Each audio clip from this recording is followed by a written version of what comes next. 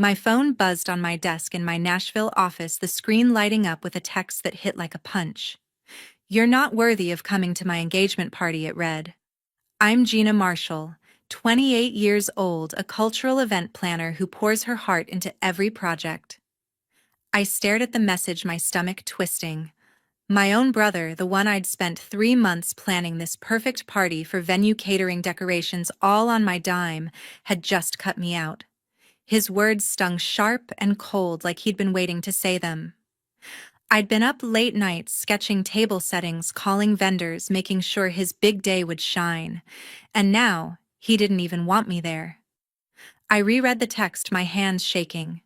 He didn't give a reason, just that I wasn't good enough. My first instinct was to call him, demand answers, but something stopped me.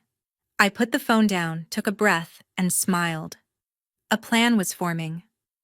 A week later, I'd be on a plane to Hawaii, leaving his precious party in the dust. And when that day fell apart, my phone would light up with calls I wouldn't answer. But I'm getting ahead of myself. Let's go back to how this all started, because trust me, it's a story you won't believe.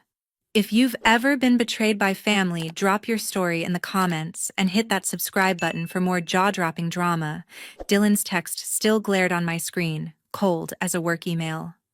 For 3 months, I'd poured my soul into planning his engagement party, every detail crafted to make his day perfect. I'd scoured Nashville for the ideal venue, landing on a swanky downtown hotel with a rooftop view of the city skyline.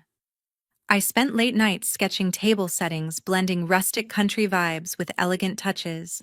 Think mason jars with fairy lights, a nod to our Tennessee roots. I called in favors to book Teresa Morgan's catering company, known for their mouth-watering southern spreads, and worked with Brian Walsh to design custom decorations from floral arches to engraved name cards. Carlos Ortiz, the venue manager, became my go-to for logistics, ensuring every chair was in place. All this I did for free because Dylan's my brother and family's supposed to mean something.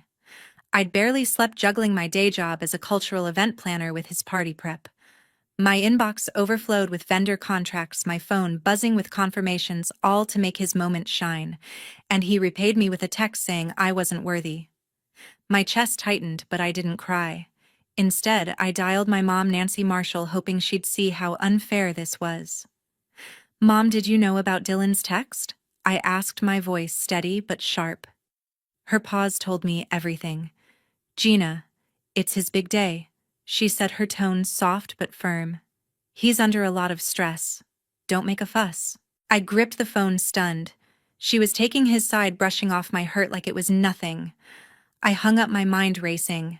How could she dismiss me like that? I'd spent thousands of hours, not to mention my own money, to make this party flawless. I called Dylan next, needing to hear it from him. "Dylan, what's this about?" I said, keeping my cool. His voice came through, clipped and annoyed. "Look, Gina, my fiancé, Emma Vaughn, and her friends. They want a certain vibe. You don't fit it. It's not personal. Not personal." My blood boiled. I'd built this entire event from scratch, and now I was the outsider. He rambled on about limited seats, about keeping things classy, but every word felt like a jab. Emma's influence was clear. She wanted her crowd front and center, and I was collateral damage. I pressed him, my voice rising. "I'm your sister, Dylan.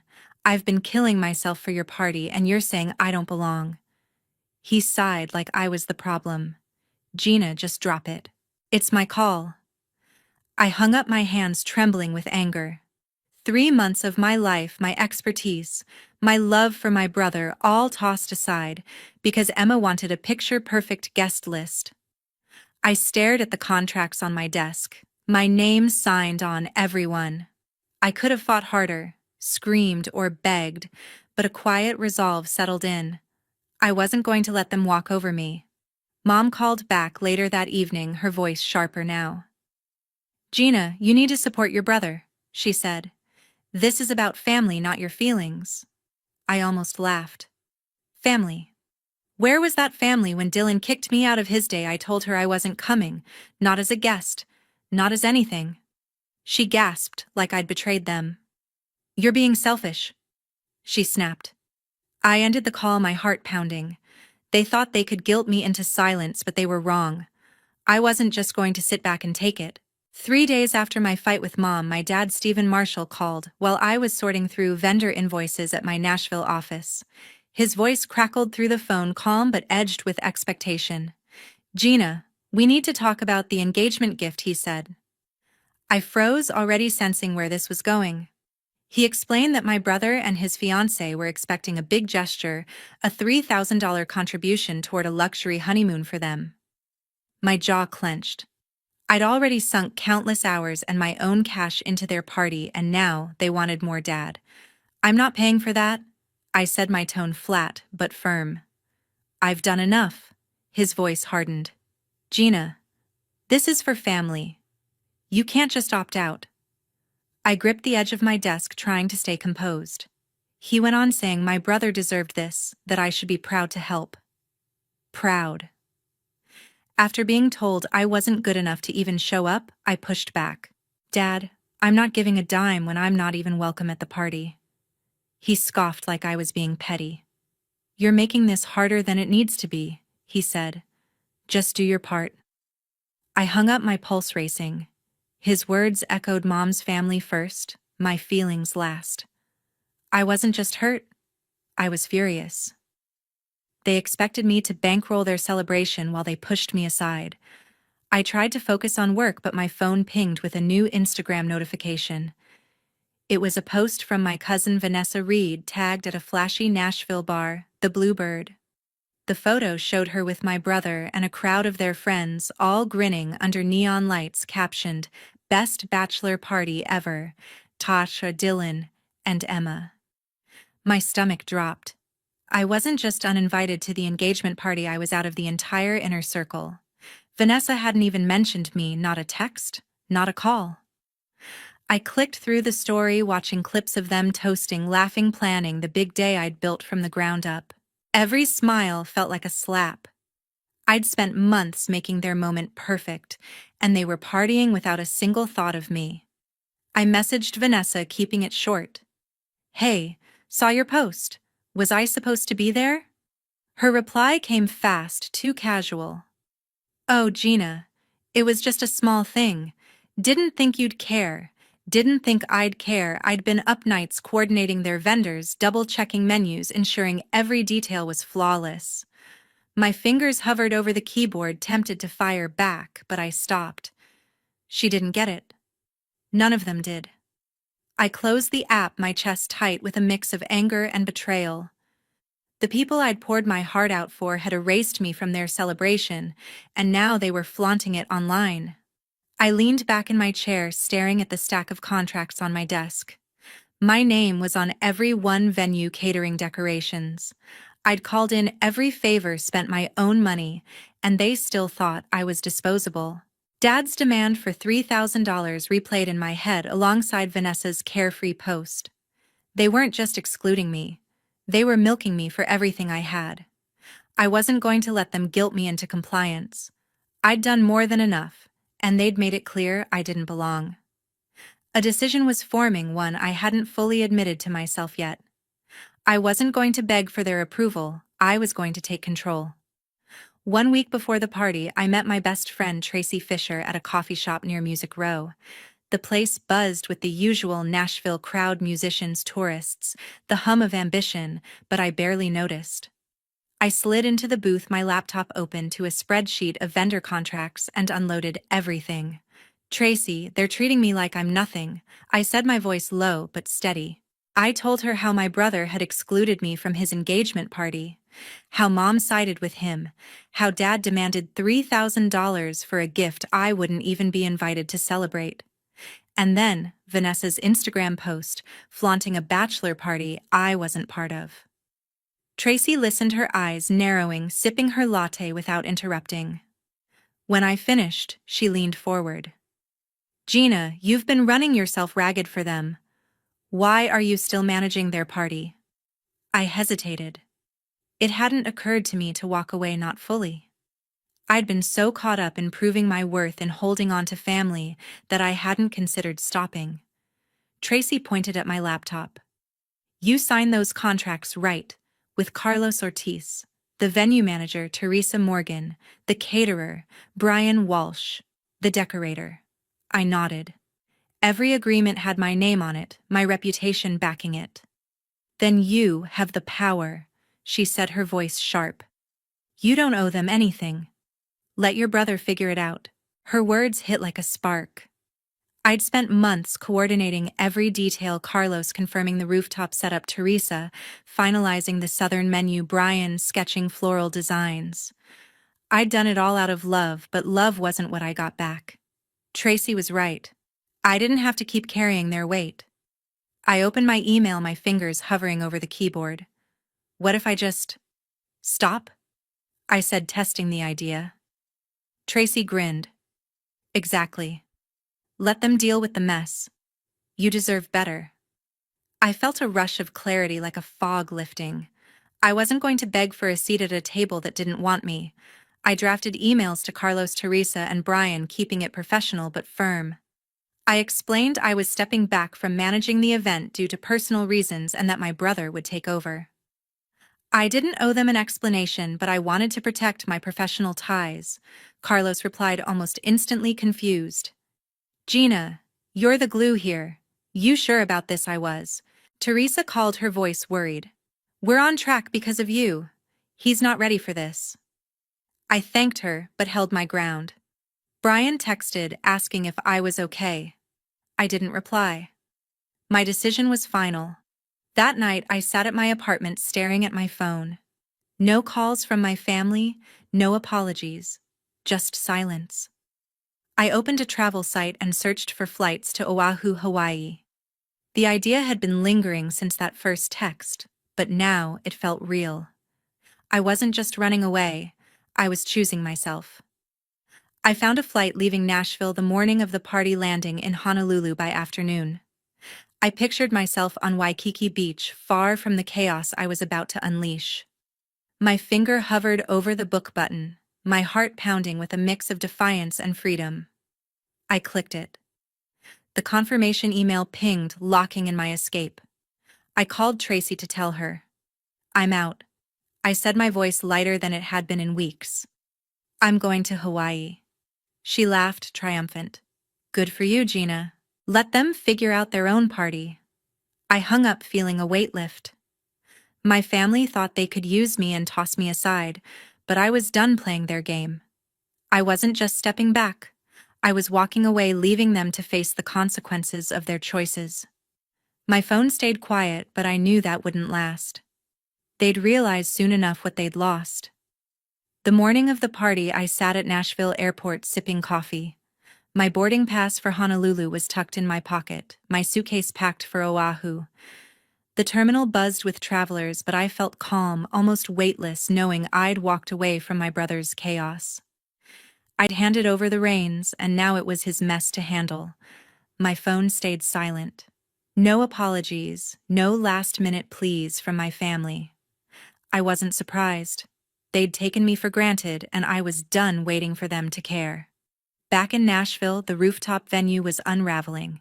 Carlos Ortiz, the venue manager, called my brother early that morning, his voice tight with frustration. Without my oversight, the setup was a disaster. Half the tables lacked centerpieces. The floral arches I'd planned with Brian Walsh were missing, replaced with cheap balloons that didn't match the country chic vibe. Guests were arriving, and the staff was scrambling, unsure who was in charge. Carlos tried reaching me, but I'd already told him I was out. Your brother's clueless, he texted, but I didn't respond. I'd warned them. Teresa Morgan, the caterer, faced her own nightmare. The southern menu I'd finalized, barbecue sliders, cornbread, peach cobbler, was botched. Without my coordination, the wrong dishes arrived: cold sandwiches instead of hot entrees, no desserts, and a mix-up with the vegetarian options. Guests grumbled, posting complaints on social media about tacky food at a supposedly classy event. Teresa left my brother a voicemail, her tone sharp. Gina had this under control. What happened? He didn't have an answer. He was drowning, trying to micromanage a team that no longer had a leader. Brian Walsh, the decorator, was equally lost. The engraved name cards I'd designed were nowhere to be found, and the lighting setup was incomplete, leaving the rooftop dim and uninviting. Guests whispered about the half-finished decor, some leaving early.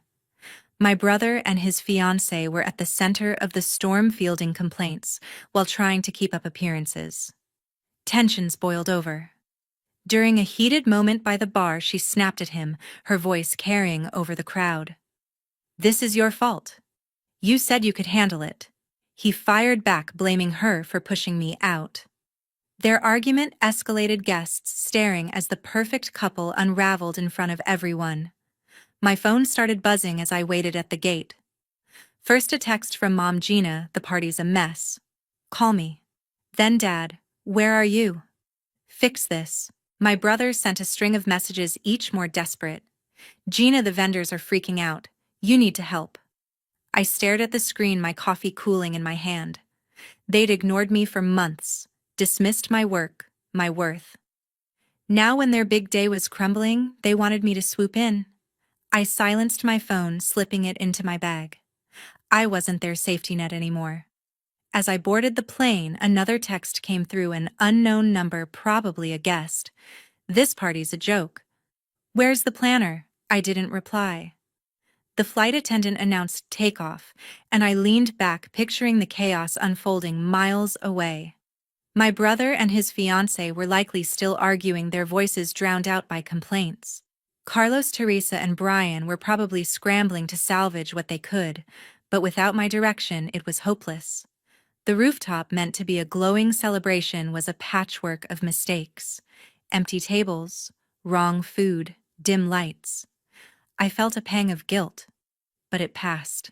They'd made their choices, and so had I. I thought about what Tracy had said: I had the power. For once, I was using it for myself.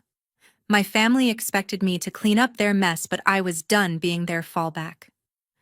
The plane's engines roared, and I closed my eyes, ready for Honolulu. My phone vibrated again in my bag, but I ignored it. They could call all they wanted, I was already gone. The plane landed in Honolulu, and I felt the ocean breeze from Waikiki as I stepped outside.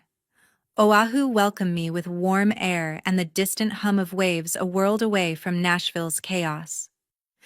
I checked into a small hotel steps from the beach, my room overlooking the turquoise water. For the first time in months, I breathed easy, no vendor emails or family demands weighing me down. I was here to find myself, not to fix anyone else's mess. My first morning, I walked along Waikiki Beach, the sand soft under my feet. Tourists snapped photos, surfers rode waves, and I let the rhythm of the ocean pull me away from resentment. I wasn't ready to forgive my family, but I wanted to let go of the anger. I signed up for a meditation class at a local Buddhist temple tucked away in a quiet valley. The instructor, a woman named Leilani, guided us through breathing exercises, her voice calm and grounding. "Focus on your truth," she said. I sat cross-legged, eyes closed, trying to release the hurt.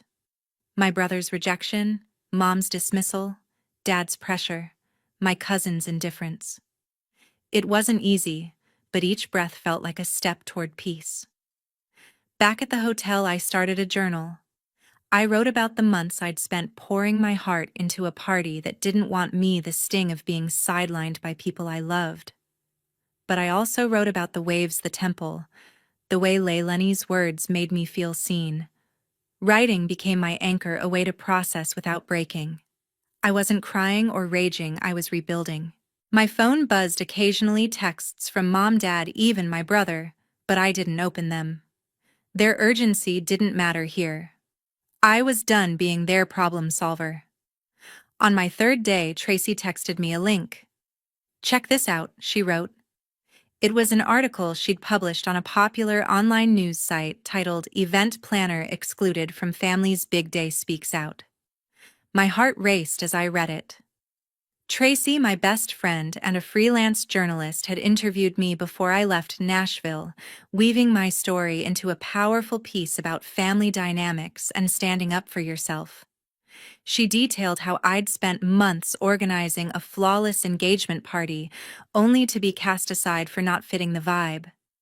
She didn't name my family, but the truth was clear. The article was raw, honest, and it was spreading fast. I scrolled through the comments, hundreds of them. Strangers shared their own stories of being undervalued, of choosing themselves over toxic expectations. "You're an inspiration," Gina, one wrote. "Don't let them dim your light," said another. A small community was forming, people I'd never met cheering me on. My inbox filled with messages from readers, some offering support, others asking for advice on setting boundaries. I wasn't alone anymore. Tracy's article had turned my pain into something bigger, a rallying cry for anyone who'd been pushed aside.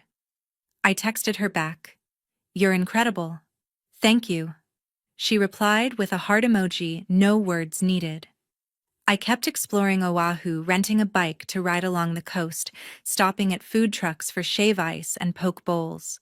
The island's vibrancy, palm trees swaying, ukulele music drifting from open-air bars felt like a gift.